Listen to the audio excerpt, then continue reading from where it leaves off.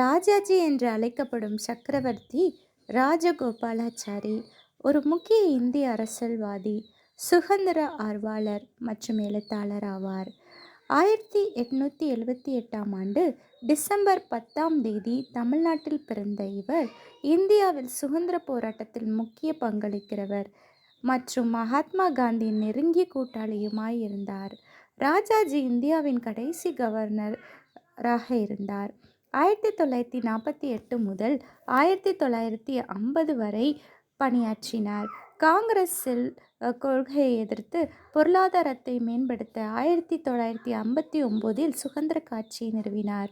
ஒரு சிறந்த எழுத்தாளர், அவர் மகாபாரதம் மற்றும் இராமாயணத்தில் தமிழ் மற்றும் ஆங்கிலத்தை மொழிபெயர்த்தார். இந்த அத்தியாயங்களை பரவலாக அணுகும்படி செய்தார். 1954இல் பாரத ரத்னா விருது வழங்கப்பட்டது. ராஜாஜி தனது கூர்மையான அறிவு மற்றும் கொள்கை நிலைப்பாடுகளை அறியப்பட்டார். அவர் கல்வி சீர்திருத்தங்களுக்கு குறிப்பிடத்தக்க பங்களிப்பை வழங்கினார் மற்றும் தனிநபர் சுதந்திரம் மற்றும் தடையற்ற கொள்கையை வென்றார்.